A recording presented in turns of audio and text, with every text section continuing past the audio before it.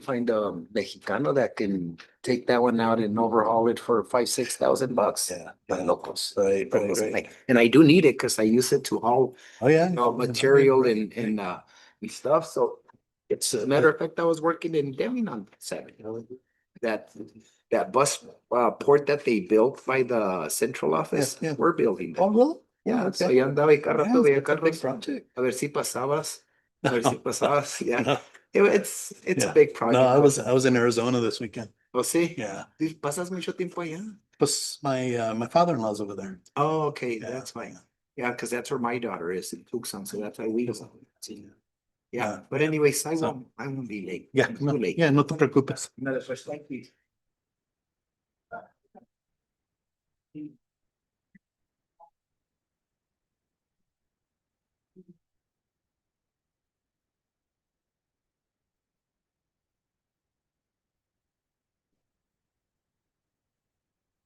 Yeah.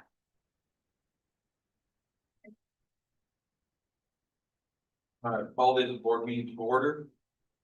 We'll start with, roll call. Member Marcus, Here. member Guy, Here. and, myself, Vice President Legreta, present. President Gonzalez and Secretary Montes will not be here today. We do have enough for quorum. Can we stand for, pledge of allegiance?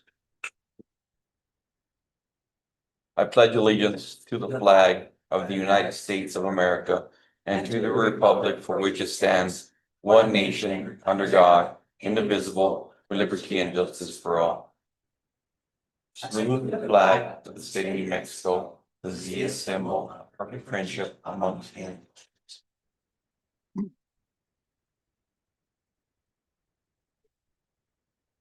Okay, number one is approval of consent agenda. Does anyone have any questions, members? I do not. No. No? Member Marcus, can you read off, Yes, the 1D, the approval of budget adjustment request Yes. transfer. Yes, sir.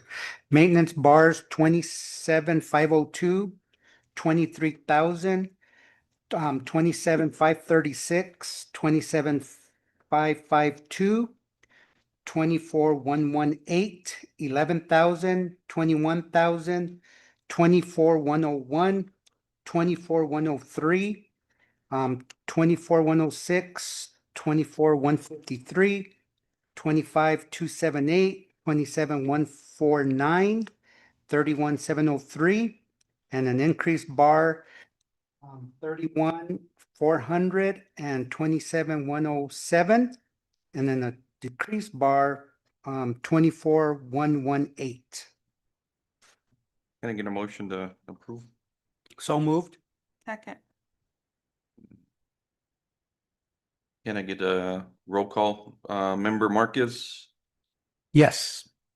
member Garay, Yes. and myself, yes. It all passes. Moving on to number two, superintendent report. Mr. Chavez? Thank you.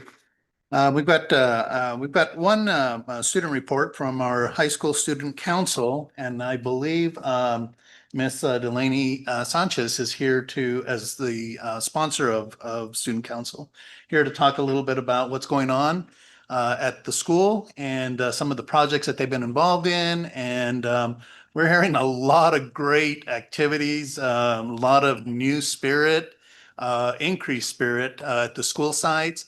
And I know that they were really, really busy during homecoming, and they continue to just do a good job with the pep rallies and being involved and everything like that. I probably got some of that wrong, but I know you're here to set us straight, Ms. Sanchez. I'm Delaney Sanchez. We're actually. There it is. There you go. Hi, I'm Delaney Sanchez. We're actually going to hear from our student council president, Madison Morales. So she has a little speech prepared for you guys. Good evening, members of the board. I'm proud to share that our student council has made major progress this year. Our prep rallies have improved significantly. They're more organized, energetic, and engaging than ever before. helping to build stronger school spirit across all grade levels. We've recently attended our district conference, gaining new ideas and inspiration to bring back to our school. This fall, we helped plan and host an incredible homecoming week that included daily activities and a bonfire. And an event that brought students, families, community members together to celebrate Bear Pride. Looking ahead, we plan a Bears Night Out for the week students return from Christmas break. The event will feature food trucks, games, and activities for students, another opportunity to strengthen our school and community connection. We're also preparing for the state conference in February, where we'll represent Hatch Valley and continue to grow as leaders. In addition, we have several community service projects in the works, including a turkey distribution and a local park cleanup to give back to our community. Overall, it's been an exciting and productive year for Student Council, and we look forward to continuing to make a positive impact both in school and in Hatch Valley as a whole. Thank you.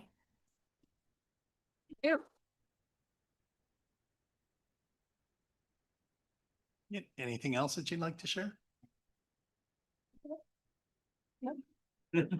He just opened up the pathway there. No, I think that's it. Okay. Thank you. Thank you. Thank you for all your. Good job. Good job. I just want to just emphasize again and just echo what I said earlier. We've seen just a tremendous impact that these kids are doing.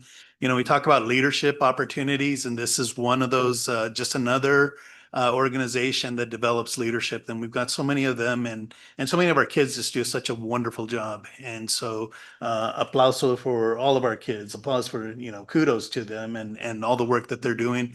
You know, one of the things that we try to just instill in our kids is that, you know, it's their school. It's their school, and they should take pride in it. And so again, I think the reports I get from Brandy and from Fernie, you know, it's just the increase in participation. And I think Brandy, just correct me if I'm wrong, because you know I've slept since then, but you know, she was telling me about how, you know, in the past, like they would have a pep rally and you'd get maybe half the population that was there. Now we're getting like up to 90% participation in pep rallies. And so it's a different change of culture at Hatch Valley High School. And so kudos to everybody involved in everything that you guys are doing to change that culture. Thank you. Okay, the next item is our school and student data. And one of the things that we've been eagerly waiting for is Vista's data, and where it really becomes official. But we did have the data, and it came off of the embargoed list, and that's I think what we have shared up to this point have been district level data. But we added some more data on there so that we can see what our progress is, but also our school data. And I don't think that's something that we've shared. And so what I have for you today is 3 years of proficiency rates and a couple of other slides. So Lewis, if we can switch to the next slide. This is the data that I've shared previously. And so this is district data for ELA and for math. And you can see 3 years of growth there. And you can see that our teachers, our students, our administrators, we're on the right path. You know, we continue to see growth. And that's the kind of trajectory that we'd like to see. Again, that's something that we've already shared. So if we can move on to the next slide, Lewis. Okay, this is the science data. I believe we shared this as well. And so we'll move from that. Okay. And so one of the things that we always ask ourselves is, you know, how are we doing? How are we doing in comparison to the state? How are we doing in comparison to surrounding districts? And so I just picked some districts around the area that are our neighbors. but also schools that are similar in size to us and similar demographics. And then I always want to throw in, you know, a big school. And so in this case, it's Albuquerque. But if you look at the graph on the very left-hand side, the green graph, that is the state rate for the state of New Mexico. And so it's a comparison that you can see that as you look at Hatch and our school district, we are on par with the state proficiency rate at 43%. And, you know, I talk about this and I try to get across the significance of this. And I say that because Hatch Valley Public Schools is, you know, we've got a lot of challenges that we have to overcome, and just because of our student demographics. And so, you know, when you have 50% of your student population are identified ELs, English learners, and you have the poverty rate that we have here in our district, you know, it'd be very easy to make excuses and say, well, you know, we've got a high poverty rate, or we have a high EL rate. But our teachers and our staff and our principals, you know, they don't make excuses. And this is what this reflects. And you can look at other districts and see what they're doing. Well, you know, there's a couple that are you know, 1 point higher than us, you know, but we're also above other districts. And so you know, that just doesn't happen. And I try to emphasize that this just doesn't happen with those kind of demographics to be on par with the state. I think it's significant. And so that's our ELA data and how we compare. The next slide is math. You see math, we're a little bit lower, so we do have a gap there. But if you remember the 3-year graph, you know, the second graph, you know that we're on that trajectory to increase. We're increasing, we're getting better.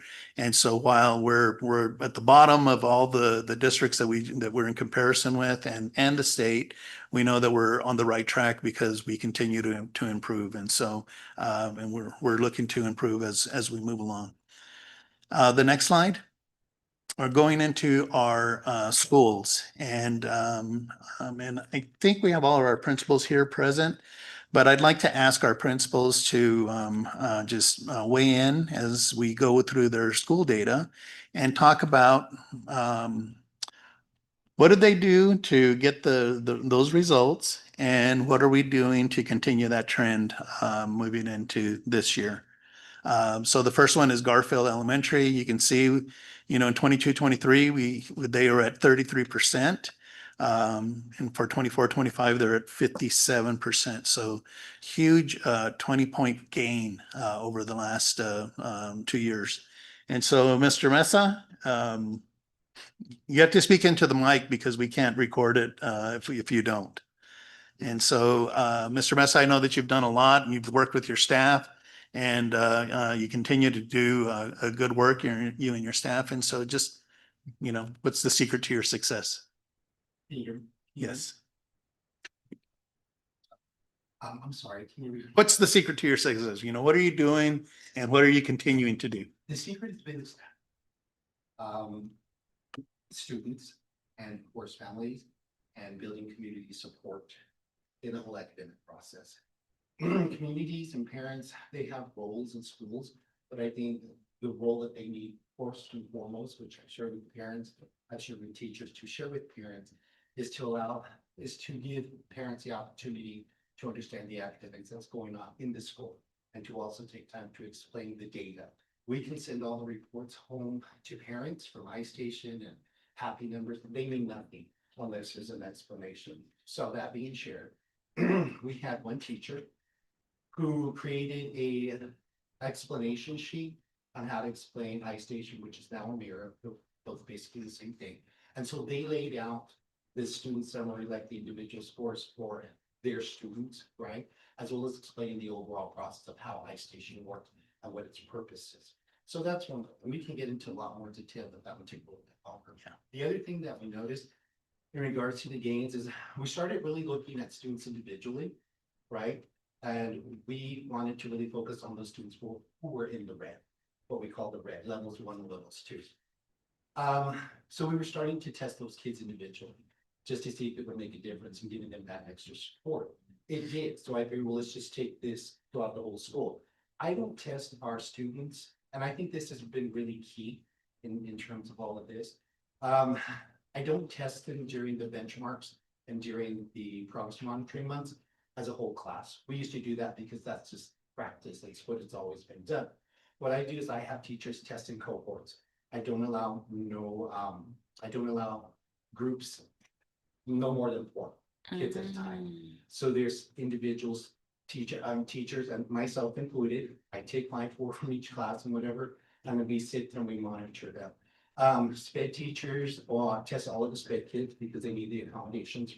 And then I myself, we take levels. I have my coach, my PE coach, who is also acting as a quasi interventionist. He takes some, I have my librarian. So it's been a group effort. And what we noticed in doing that, scores are improving because kids don't have that opportunity to click. When it's just one teacher and one EA in the classroom, my experience, it wasn't working because we were still getting those kids who were the clickers or who would just be staring at a screen and timing out. Or we didn't know what was going on with the program, like they didn't know how to adjust the volume. So it's picking out those little logistical parts of testing that we started to really focus on. So we started noticing scores increasing. Once we did that and we started looking at the data during PLCs, then we started to separate out the kids who really needed to be focused on. So one of the things the second year, I believe, I told everybody, my first year is we needed to come up because I had shared as a first year principal of Garfield, the student to teacher ratio, it's too small here. When you got 15-1, you can do a lot with that, right? So I told them you should have no red, with the exception of kids who are in SPED or have an IEP. But that doesn't mean that they can't come up in trajectory either. So the second year I told them, we need to pull them up, but I need sustainability. If they're moving up into levels, they need to stay there. We don't need a backpedal, right? So they started doing that. Long story longer, that being shared, it was just really just having that, building that support, building that camaraderie. And Garfield is a small school. I've learned that in a smaller venue, and I myself coming from a bit bigger district, bigger school, but in a small venue, there's a lot you can do. There's a lot that you can try, a lot of trial and error. And really that's what it's been, but I think we've found our niche, and it's really students. It's students and looking at each student as an individual and not necessarily one big cohort. Each one of them is different. I've asked teachers, you need to look at the individual student. No two are going to learn alike, right? You can apply the same intervention, but they're still going to be different. So it's really getting to know the students. But then we started to bring in families and support. Our volunteerism in families has gone up. My newsletters have changed. And for those of you who have ever seen one of my newsletters, it's like volume 1 and 2.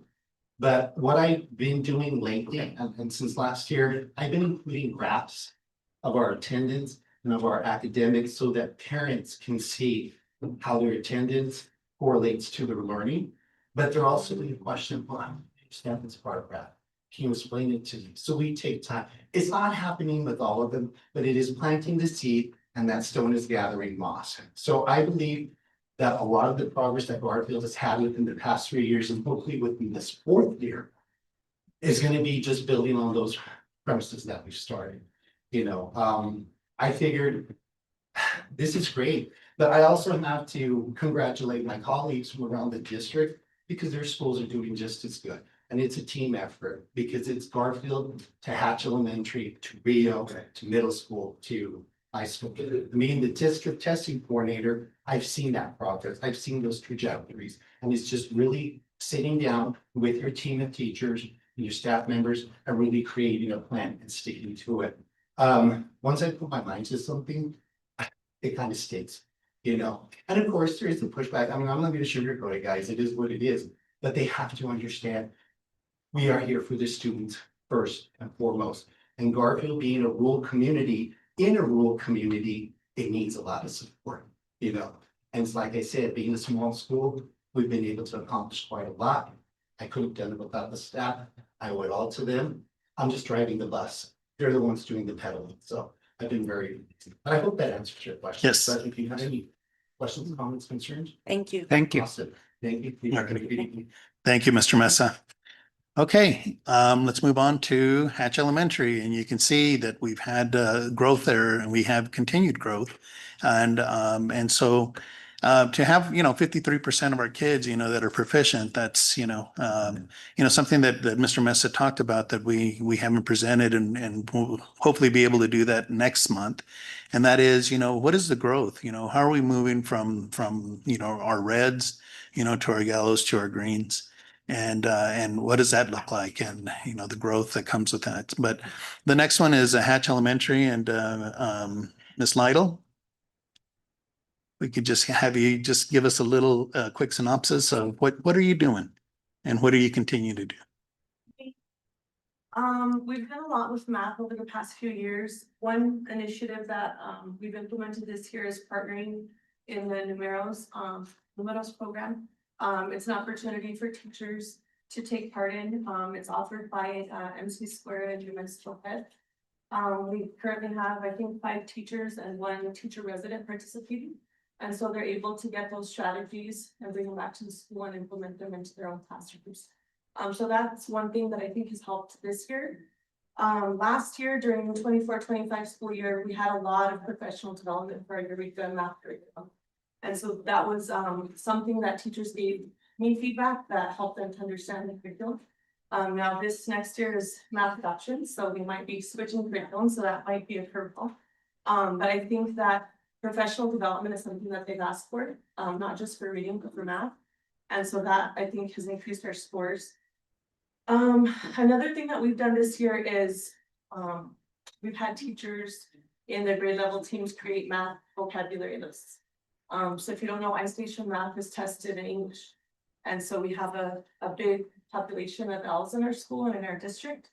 And so now teachers are explicitly teaching that math vocabulary to students to help them on the test, but also to develop the academic language in the area of math.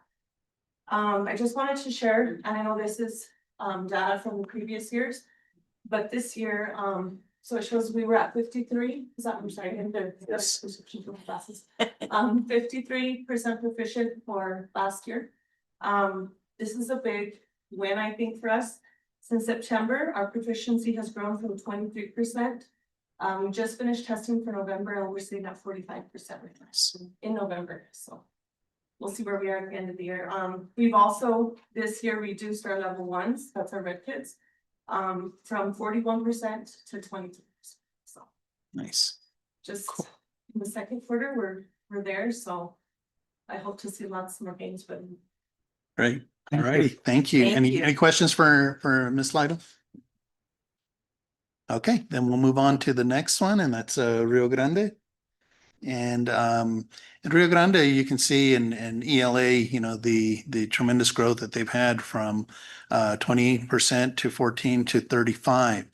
And in proficiency, the growth hasn't been as big, but they are moving forward. And so from 10% in 22-23 to 14% in 24-25. You heard Ms. Lytle talk about the professional development that teachers have been participating in. So we're hoping that that'll continue. And so Mr. Casillas, tell us a little bit about what's going on, what went on last year to get these results, and what are you carrying forward into this year? Well, good evening, board members. Thank you for having us. The first, most important thing is that we've done at the school is every decision that we make is student-centered. Everything that we do at the school is going to be in the best interest of our students, regardless if it means more work for us or it challenges us. We just have to be providing students the best environment possible where they can feel safe, where they can feel loved, and they can feel respected, and where they can take challenges without feeling that they're going to be ridiculed or made fun of. And that's been brought up on by collaborative leadership. I have a great staff. I have great teachers. I have amazing staff, from the custodians to the cooks, to my office staff, to the health assistant. Everybody has really found a place where we belong and where we believe in ourselves so much that the students feed off of that energy. And then they know that there's no stopping them, like there's that they get everything they need from us. We have systems in place. We have really analyzed what we need to do at our school so that students know what to expect every single day, no surprises, you know what's gonna happen, you know what's gonna, where you're supposed to be. We have a very clear vision and mission, and so students come into a place where they, every day is not, it's a typical day for them in the sense that they know what to expect, but it's a day where they are going to be challenged and supported because of the systems we have in place. We've developed a very strong, respectful relationships with parents, which is key. Because without the parents, we can't, I mean, this is a team effort. And without the parents, we can't achieve anything. And as you can see from the parents that are here tonight, supporting RGE, it's definitely working. And they feel loved, they feel respected, they feel supported. They have come to our school and now they engage in school in many other ways than just coming to school when their kids misbehave. We have now established a parental advisory committee. And that committee is providing us with feedback, constant feedback from parents. So that we continue to make decisions, not only according to what we feel we should be providing our kids, but also getting input from the parents because their voice is very important. We have created a school culture that embraces students' success and struggles and supports them to grow academically, and it supports them, supports their social emotional growth as well. We know that if a kid comes to a school where they feel loved and respected, they're more likely to make growth because it's a mutual respect that we have established with each other. That the students know that we love them and we respect them. And so they perform for us. It's a very special relationship because it's not so much of an educator and a learner. It's more of they see us as aunts and uncles, as maybe be more like Papa Smurf. You know, they see us as grandparents. And so when kids come to a school and they look at you and they can embrace you, and we see that at the school, you guys are welcome on campus anytime. And you'll see that as we walk through the school, as we walk through the hallways, the teachers, the kids just want to embrace us. They want to give us high fives. They want to joke with us. They want to talk to us because we're not just a teacher to them. We are a role model. We are their future. We are their inspiration. And they know that we respect that outlook that they have for us. And so kids just come and they thrive because it is a wonderful place. We have now put a banner at the entrance of our school that says RGE is a magical place because it is a magical place. It's a magical place for our students. We're constantly analyzing data to determine benchmarks and standards mastery. And if our students are not mastering these benchmarks and standards, what is it that we can do so that we can go back and retouch on that and make sure that as they move forward, they are having a solid base so that they have like a stepping ladder that they can build upon and go and grow. The data has led us to specific targeted interventions that have been provided to the school, to the students during school time, and also a lot of interventions that we're providing them after school. So it really has become a way for us to figure out who's struggling, where they're struggling, and then we find ways through the collaborative leadership and in meeting with parents, we find ways to provide them that support so that they, when they get into the middle school, they are the best that they can be. Yo le quiero agradecer a todos los padres que están aquí ahora. Muchas gracias por su respaldo. El crecimiento que está haciendo Río Grande no es porque yo lo estoy haciendo, no es porque lo están haciendo los maestros. Esta colaboración que tenemos ustedes y nosotros para el bienestar de sus hijos es lo que nos está levantando y es lo que los niños saben que cuando vienen a la escuela no somos solamente sus maestros, somos personas dedicados, interesados en su bienestar de ahorita y del mañana y de su futuro y ellos saben, un chiste que no estaba muy chistoso que dije, es que nos ven como ven a sus padres, como ven a sus tíos, como ven a sus abuelos, también me ven como su abuelo, pero es una relación de mucho respeto donde los niños crecen y crecen académicamente porque emocionalmente ellos saben que están en nuestras escuelas salvo. Muchas gracias por todos sus respaldos y su respaldo. No estuviéramos haciendo estos grandes logros, pero yo les aplaudo todos los días y los agradezco mucho. And just let the parents know how much I appreciate them because without their support, we can't get anywhere. This is a collaborative leadership and the stronger we are as a team, the more success we're going to have as a district. And I stand for any questions you guys have. How often do you meet We meet in our PLCs every week. with the parents? I mean, With the sorry. parents, I meet with the parents as needed and as they come. I never turn a parent away, mija. I probably meet with parents 90% of my days. I keep a documentation, a communication log of meetings that I have with parents, whether it's over the phone or in person. Last year, I believe I counted at the end of the year, my communication logs, and I must have had about between 350 to 400 communications. So we meet with parents as needed. They are the key to our success. So anytime a parent comes to school, Mr. Chavez knows that because I have missed meetings, or I'm late to meetings. And when he asks me, what were you doing? And I tell him and he's been respectful, which thank you, Mike, for everything that you've done, all your support, that, we never turn parents away. And that is the respect and the honor that our parents, deserve, because without them, we don't have the kids that allow us to exercise our passion as educators. So I'm very grateful to the parents. Thank you. Any other questions? Thank you. All right, Thank you. thank you, Mr. Casillas.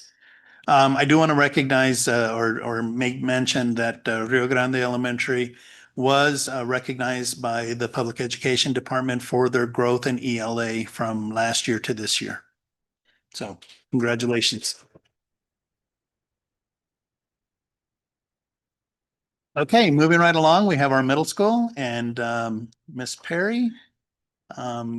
You'll see that middle school has been on an upward trajectory. All of our schools have been on an upward trajectory. But you look at the growth that they're experiencing, you know, from again, in ELA from 22-23 at 27% proficiency to 24-25 at 45% proficiency. And in math from 11 to 19. And so I know they've got their systems in place and they continue to improve. And so Miss Perry, tell us a little bit about what's going on. Good evening. Thank you for letting me speak. I have to say that it's not one thing. We have really worked hard on many things. And I would say that the biggest thing is becoming an actual community school, not official community school for the state, but for our community. And so that includes parent involvement, which we've increased greatly. I've never seen it like this at a middle school. So that's been beautiful. And having the parents come in has been very helpful. Also, students taking back to school. I think as you guys have mentioned, we want them to feel like they own the school. When they walk in, that should be where that's their home, that's their school, and they really have. So from the events that we put on to the cool things that they do that are weird, but it's cool because it's middle school and they get to own the school. So they're happier to be there. Not everyone, of course, it is middle school, so we still have a few little kids. But for the most part, they're happy to be there. We do have the right staff. We have an excellent staff and they're in the right place. And they care about the kids themselves and growing them as whole people, not just academically. The district has paid for great high quality instructional materials for us. So one of the things is that in language arts, they have Achieve 3000 and iReady. Both of those are resource-based, very high quality instructional materials. And it's an intervention program, iReady. That's been super helpful. But also now in math, we have iReady instruction or intervention. But this year we also have instruction. And so we're just trying to continue to push that up, which we could not do if we didn't have those materials. So that's very helpful. You can have a great teacher, but give them the tools and then they can really fly with it. So, and we appreciate our teachers so much. We appreciate the materials. Lastly, I think that, like I said, it's a happy place to be. Come over and check us out. When people come in, they say, wow, what's going on here? And that's cool. And that's one of our goals. We want people to continue to say, what's going on at Hatch Middle? Like, how are they the best? Because that's what we want to be, is the best. And we want that for our kids. And so moving forward, we really want to continue with the MLSS, the multiple layer system of supports, which is the small groups, and really using our data to drive our instruction so that every child is being seen, every child is being, so we can progress them, we can increase, not just about proficiency, it's about the growth for us. And I'm just so excited because I really am proud of my students and my staff. Do you have any questions for me? Thank you. Thank you. Thank you. I want to also recognize that Hatch Valley Middle School was recognized by the Public Education Department for their growth in math from last year to this year.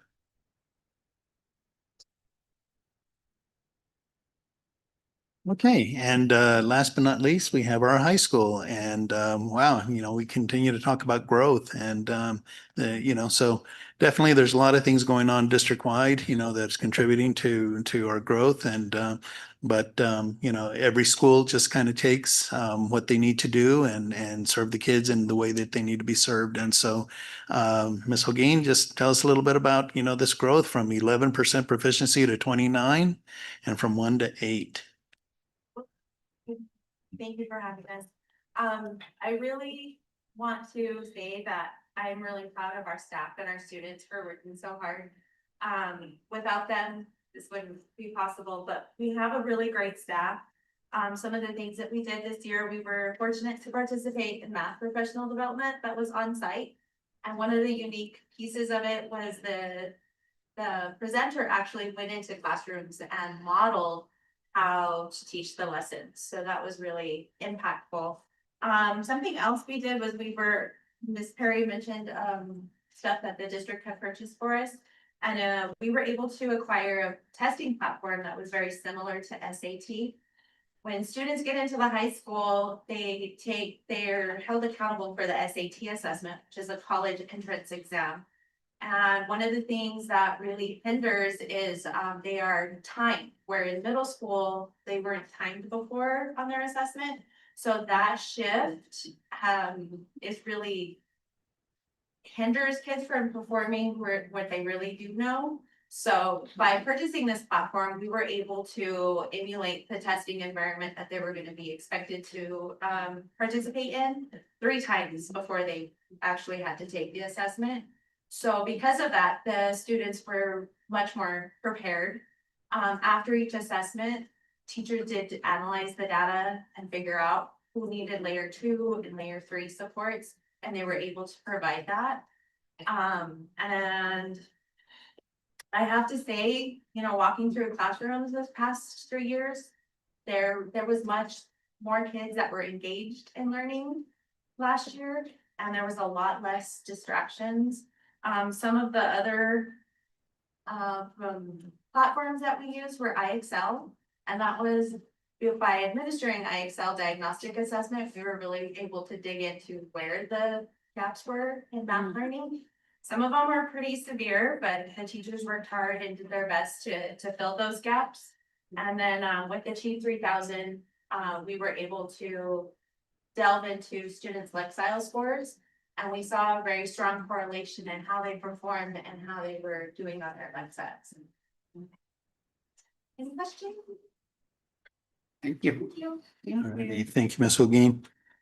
Alrighty, like I said, I just want to echo bravo to all of our schools, bravo to all of our students, our staff, because you saw that in every one of our schools, in both ELA and in math, we had growth from last year. But if you look at it, over 3 years, we've had growth. And so bravo to them. They continue to do what they need to do, and they continue to show that success. So thank you, everyone. All righty, the next thing that I want to just bring attention to is the LASC priorities for the legislative session. And let me just kind of give a backdrop to that. One of the responsibilities of being a superintendent is, a lot of people think, well, what does the superintendent do? Do they just sit there at central office and, twiddle your thumbs? I've heard that actually. But there's a lot of things that we do, and it's not just, when we talk about schools, it's not just what goes on in the classroom, although what we tend to see is the outcomes of what we do for the classrooms. And that's what we just went over. But there's so much more in the district that, what goes on in the classroom is just one slice of the pie. You've got everything from transportation to maintenance to grounds to special programs such as special education, bilingual education. There's just so many things, so many wheels that are spinning at the same time. And so certainly, you know, my role is to lead that process to prepare people to, as somebody said earlier, you know, to make sure that teachers have the tools. I believe it was Miss Perry. We certainly want to do that. We want to make sure that our staff have the tools and to be successful in everything that they do.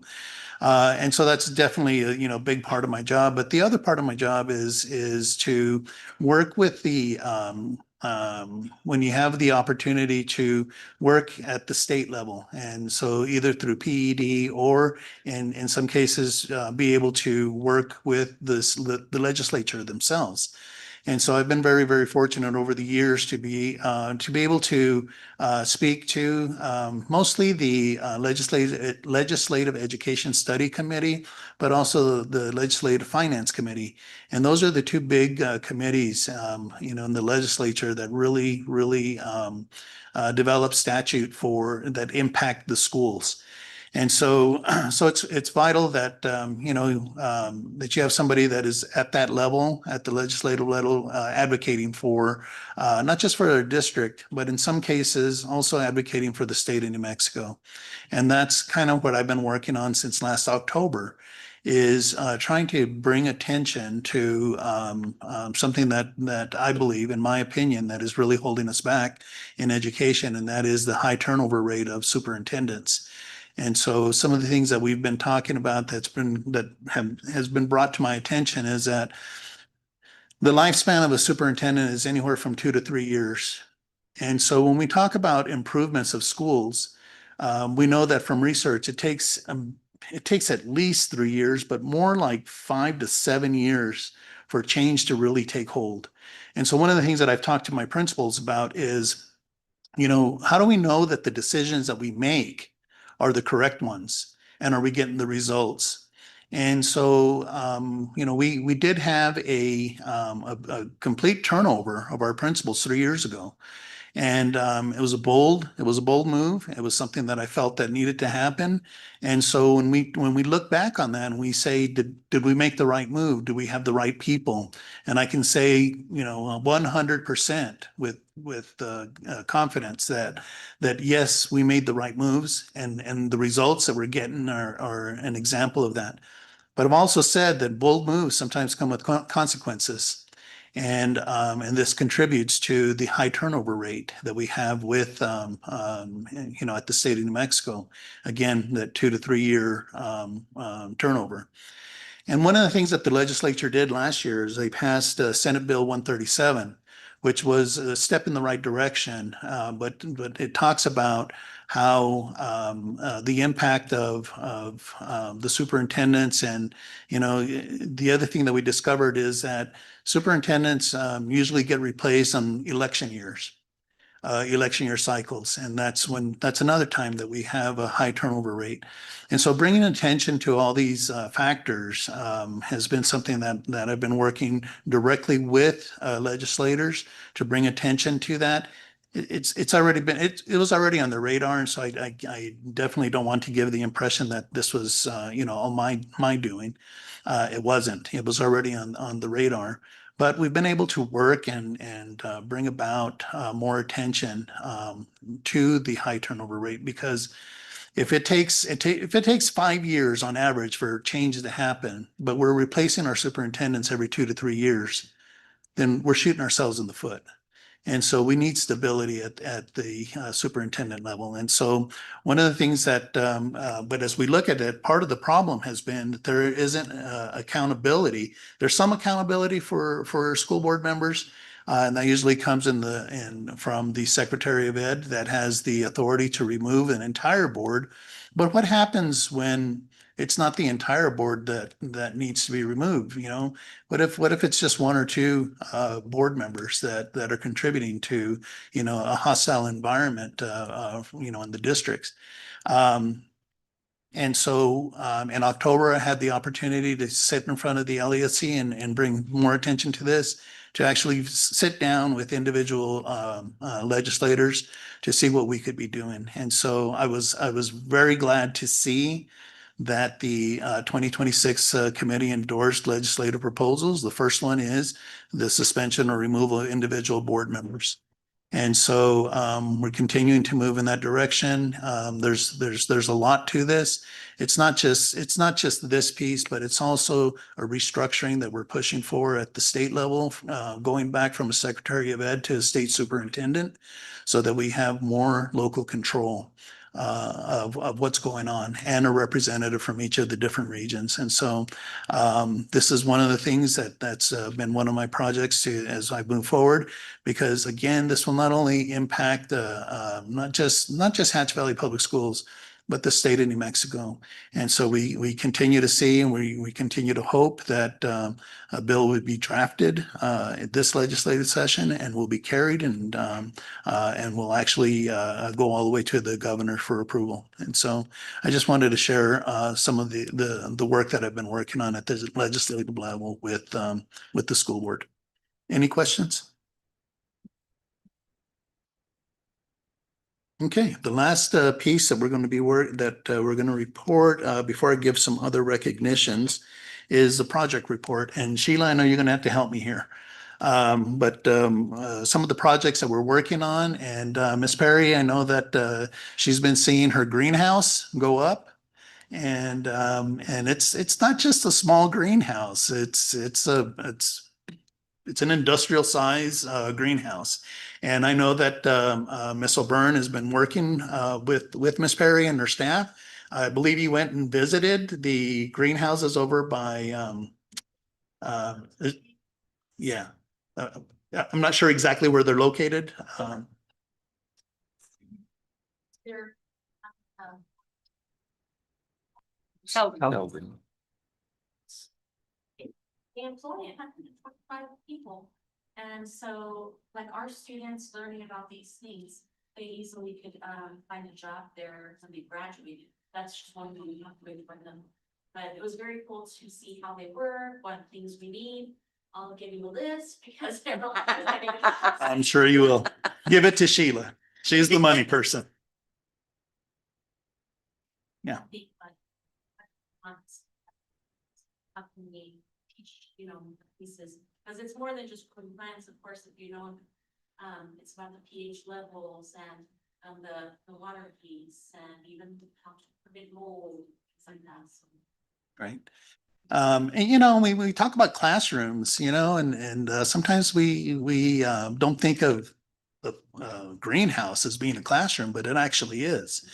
And so we knew that we didn't have the full funding for it. We knew that we could erect the building and pour the concrete and build it, but we knew that we were going to need some more additional funds to the equipment that's going to be needed inside of it. And so I know Sheila's been working hard she keeps saying we need to get to the bond, the bond needs to pass, and that sort of thing. And so anyways, we'll talk a little bit more about the bond, but we're on the right track, and we know that we're going to be able to get the equipment that needs to go inside of it. And we're hoping that it'll be operational by January, I think is what we're being told, that it'll be ready by December. I don't know if we'll be able to actually grow things in January, but it'll be in the spring for sure. Okay, so we're moving right along.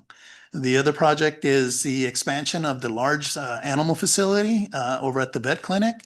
And we're still trying to work through paperwork there and trying to get approvals. But as soon as we get all those done, they'll be pouring cement and moving forward and erecting the barn that we have there and all the corrals and that go with that. And so we're moving right along. We're kind of hung up with red tape right now.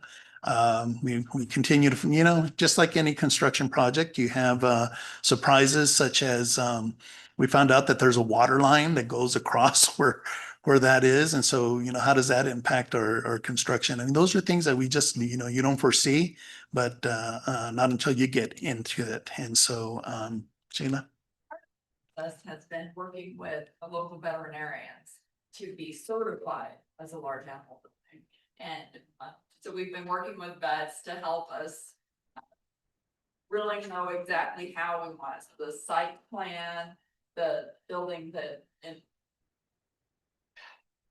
outfitting the building in the best possible way so that we can utilize it to its capacity.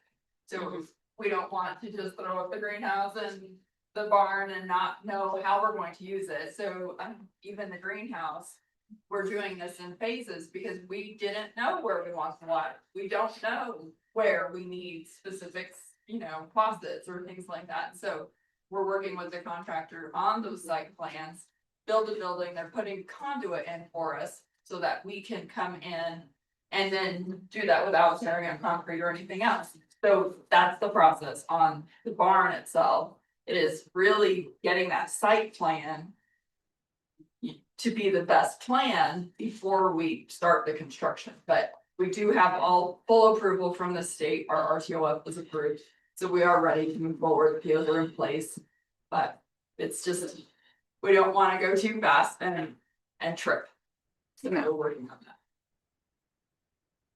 And I know that we already have this in place and it's already been done, but I just want to highlight, we launched our grooming service for dogs and I guess cats, I don't know, just small animals. But it's I was talking with Miss O'Byrne and she said, oh my goodness, the demand was unlike what we were expecting. They're already booked through January. Yep. And so, we talk about entrepreneurial programs for kids to, earn money. This is another one of those projects. It's just kind of out of the box and it's been, again, it was part of that vet clinic, and so we're really, really excited about that. And Mr. Chavez, those yes. fees that are charged for that goes straight back to the district? It goes back into the program and so that it's self-sustaining. And the vets do that for free? They just Yeah, so one of the partnerships that we had with the vet themselves is that they would provide opportunities for our kids to get hands-on experience. goes back to And so they do their own billing and their own that's on them. What we do is we provide the use of the facility itself. Okay, the grooming is a little bit different. We do collect fees for that, and that goes back into the program. So for the shampoo and all that.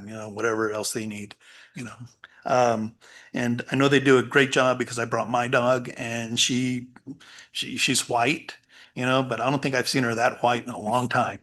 So anyways, they do a great job. The portable over at the transportation department. You remember that we moved one of the portables from Hatch Elementary and we moved it over to transportation so that they had additional bathrooms for the bus drivers and another place that they can visit and meet. And so that's in place and they've been doing some work with that and nothing's cheap. Let me just tell you when it comes to construction, but they're moving right along. And do you have an update on that? Our biggest hang up there has been power supply to the building itself, and so the contractors are looking at options to connect that building to the previous portable. Otherwise, we're going to have to put in a new service for the new portable. But El Paso Electric says we're on the schedule for January. So we're hoping to be able to tie it into the existing building so that we can open that building before then. But it is moving along. It looks amazing. Stop by. I'm sure Eduardo will show you around. It's been an exciting time. Okay. I know that you may have saw that we had the field house. We had the open house for the field house. And, just in time for the last game, but better late than never, it's construction, there's just some things that you just can't foresee. And so where we thought we would have lockers for that in July, we didn't get them till October. And so it was just one of those hangups, but the facility is beautiful. And Sheila actually shared with us the before we started construction in there to what it is today. And maybe we can share that with the board at the next meeting. It's significant. It's totally different. I encourage anybody that has not had a chance to go look at it because it's just phenomenal. It's like night and day. It's that significant. And so is there any other projects, Sheila, that I'm missing? that we're working on? I You have a meeting with PSFA this week to go over teacher housing funds and the middle school project. So we do have system space award at the middle school to address stucco and roof patch safety, and we'll do railing. And then the doors and door frames, a lot of them are bent and they don't close properly. They have draft, dirt comes in. So we are replacing the doors. We did get funded almost a year ago for this, but we're still working on the paperwork. There's been a lot of turnover at PSFA, and some of our projects, I think, got set on the shelf. So I do have a meeting this week with the person that's actually in charge right now. And so hopefully we'll have some movement on that by the next meeting. Good luck. I think that's. There's a lot of projects and we have a list in the old boardroom at the other building. You're welcome to peek at that list because we have been crossing off items, and that's so exciting for us to be able to mark through that, so. All righty, thank you. All righty, and those are the projects. I do want to just recognize a couple of things and thank. The first is the community. I want to thank the community, for passing of the bond. And as you know, last Tuesday we had the elections, and the community was very, very gracious with 85% approval in favor of the bond. And what this will do is this will continue. It'll allow us to continue to do the improvement projects that we need to continue to do.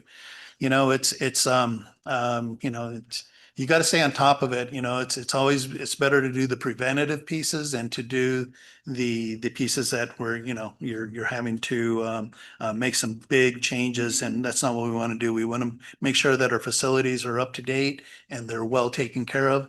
The bond will provide us a significant increase over the last cycle. And so there'll be more money to be able to do that, which is good because construction is crazy, the cost of construction. I do want to recognize Garfield Elementary. They hosted the Ag Days last Friday, and we had Kuka that volunteered to be one of the instructors. And I understand you were teaching kids about growing and processing chili. Is that correct? We did chili bingo. Chili bingo. All right. Loteria.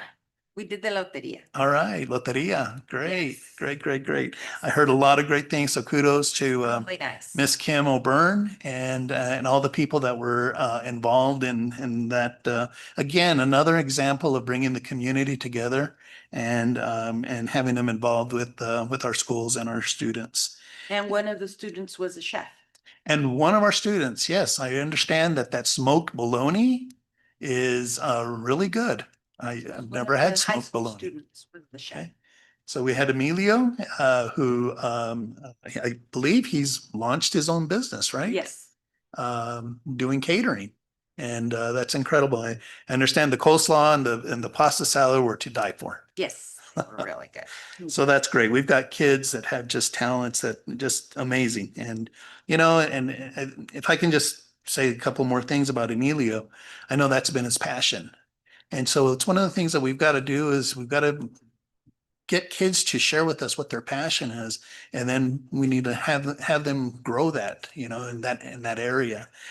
Because the more that we can tap into what excites them, the better off they're going to be in the classrooms and in the learning environment. So thank you to everybody involved with Ag Days. And last that I have here, and I'm sure I'm missing other things, but I do want to recognize the middle school and high school and also Hatch Elementary for their Veterans Day program. And, it's just phenomenal. I was able to participate over at Hatch Middle School. And, they shared their stories with the kids, and kids had speeches and poems, and then they took the veterans on an honor walk through the schools where the entire school, recognized them for their service. And it's very, very touching. And as you know, one of the things that we want to impress our kids is that, freedom isn't free. And we have to really instill that, these are the people that are there, that were there in the front lines for us. And so, phenomenal job. They had great food and, they say if you feed them, they'll come. And, middle school's gotten really good at that. And so, thank you to all of you that were involved with that. And that concludes my superintendent report. Okay, moving on to item number 3, it's gonna be limited public comment. I believe we have one, a Dora Chitis.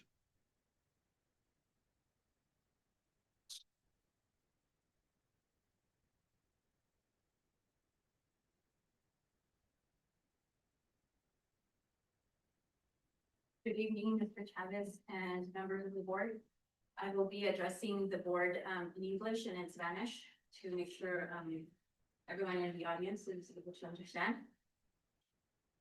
Tonight, I stand before you to address not only my own concerns, but the concerns of other parents, teachers, and students across our community. 2 years ago, you promised to represent us and to put students first. Instead, you have used your 3-2 voting majority to push personal agendas without accountability. One troubling example was your attempt to separate from our current superintendent. Though we understand that separation was stopped, the community still deserves answers. Transparency is not optional. It is the foundation of trust. Now, with the next superintendent hiring process, there is a widespread perception that the outcome has already been determined ahead of formal interviews. Meanwhile, a highly qualified leader, Mr. Casillas, has not been added to the list of candidates who will be interviewed. This raises serious questions about bias, fairness, and whether proven leadership is truly valued. Adding to this concern, instead of allowing genuine community participation, the advisory committee was formed in a way that excluded open involvement and equal opportunity. Even more troubling, the selection of advisory committee members appears biased, favoring family and friends of board members, creating the perception that votes can be manipulated to achieve a predetermined outcome. This undermines confidence in the process and raises serious questions about integrity and fairness. Therefore, as a solution, we call for the current advisory committee to be dissolved and replaced with the transparent process. Every member of the community, including parents and staff, should have the opportunity to sign up, and from that pool, participants should be randomly selected. This approach would create a community that truly reflects the voices of our families, teachers, and community members. When community voices and qualified candidates are ignored, trust is undermined. Therefore, we ask you directly, how will you explain these decisions, ensure fairness in hiring, and rebuild trust with the parents, teachers, and students you serve? The community expects integrity, fairness, and leadership that puts students first. This is about trust, accountability, and ensuring Hatch Valley Public Schools has leadership that reflects the values of the community it serves. Hoy estoy aquí para hablar no solo de mis preocupaciones, sino también de las de otros padres, maestros y estudiantes de nuestra comunidad. Hace 2 años, ustedes prometieron representarnos y poner a los estudiantes primero. En cambio, han usado su mayoría de votos de 3-2 para impulsar agendas personales, sin rendir cuentas. Un ejemplo preocupante fue el intento de separar al distrito de nuestro actual superintendente. Aunque esa separación no se llevó a cabo, la comunidad todavía merece respuestas. La transferencia no es opcional, es la base de la confianza. Ahora, con el proceso de contratación del próximo superintendente, muchos en la comunidad piensan que el resultado ya está decidido antes de las entrevistas formales. Mientras tanto, un líder altamente calificado, el señor Casillas, ni siquiera fue incluido en la lista de candidatos que serán entrevistados. Esto genera dudas serias sobre imparcialidad, justicia y si de verdad se valora el liderazgo comprobado. Además, en lugar de permitir una participación real de la comunidad, el comité asesor fue formado de manera que excluyó la participación abierta y la igualdad de oportunidades. Más preocupante aún, la selección de los miembros del comité parece favorecer a familiares y amigos de los miembros de la mesa directiva, creando la percepción de que los votos pueden ser manipulados para lograr un resultado ya decidido. Esto daña la confianza en el proceso y genera dudas sobre la integridad y la justicia.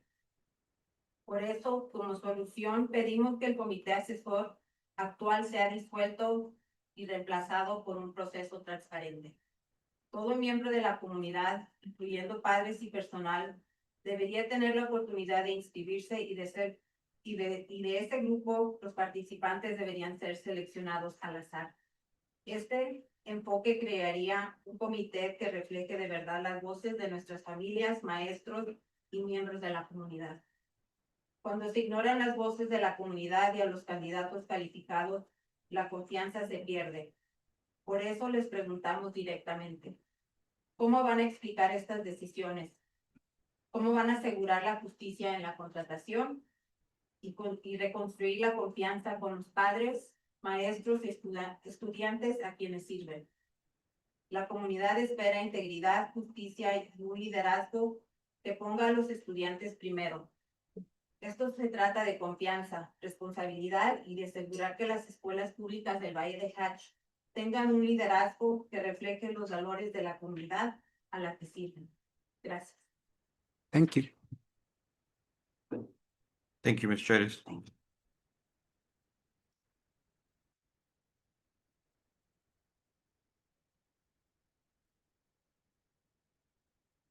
Move on to number 4, new business. Consider approval and acceptance of the award from Public School Capital Outlay Council. We Mr. did Chavez. get, yes, we got an award, and that is what you're going to be approving today. And Ms. Sheila is here to stand for questions and to talk a little bit about you know, what the intent of what the purposes of the award and what we intend to do with them, with the funds. And this is a result of House Bill 450 last session. And we were able to use the funds for school security improvements, career technical education facilities, or the maintenance and repair of public school buildings for expenditures in FY26 and subsequent years. So we have been informed by PSFA that they should send the money within 2 checks of receiving this approval, or 2 weeks of receiving the approval. So our fingers are crossed because we have work to do. If you want to flip to the last page, this is the signature page. We actually wrote in many of the projects that need to happen. So we've already discussed the additional funding for the greenhouse and the barn. So completing the corrals on the barn, things like that. And then the water, whatever HVAC we're going to need in the greenhouse. You know, it's very hot here. We personally have a greenhouse that was very difficult to keep cool enough. So even in winter, so again, roofing repairs, this is very basic, a lot of electrical, roofing, HVAC throughout the district. This is a substantial award.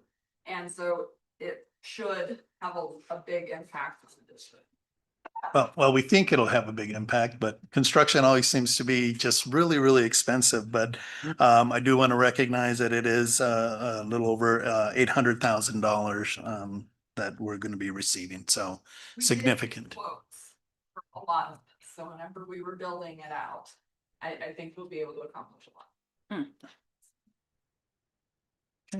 So my recommendation is for approval. So moved. Did you ask for? Oh, did you entertain a motion? Yeah, you Oh, can- sorry. Yeah, you did. Okay. Oh, No, I can't. no. No. Okay. We can't, it's No, you entertain a motion. so moved. Second. Individual roll call vote, Mr. Marcus, Aye. Ms. Gar, Got aye. Yes. And myself, aye. Approval. Moving on to next item. It's gonna be items for future meetings. Does anybody have anything? I don't have anything myself. No. Mr. Chavez, anything for you? One of the things that we're going to be presenting is the Vistas data got released today. And so we're just now getting into it, looking at, a lot of it is based on the information that I presented today, but it goes deeper. And so I'm hoping that we'll be able to go over the Vistas data with you next month. Okay. Next item is number 6, executive session. The board will go into executive session in accordance with section 1015-2 NMSA 1978 of the Open Meetings Act to discuss limited personnel matters related to superintendent contract. Do I have a motion? So moved. Second. All in favor? Aye. Aye. We are now in executive session.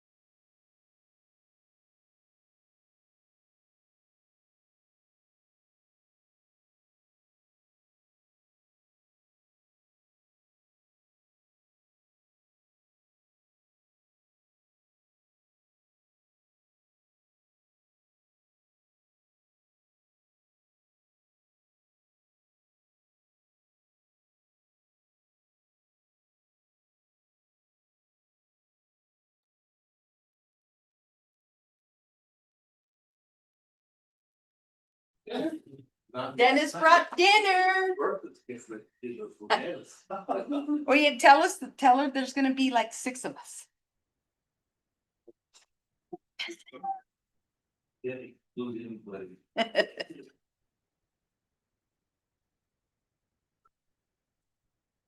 All right, so the board returns to open session in accordance with section 10:15 NMSA 17 or 1978 of the Open Meetings Act, where the only thing discussed was the superintendent contract. No action was taken. Can I get a motion to return? So move. Second, sorry. All in favor? Aye. Aye. We are back in regular session. So the next board meeting will be Wednesday, December 10th, 2025 at 6 p.m. right here. And then we're moving to adjournment. Moved. Second it. All in favor? Aye. Aye.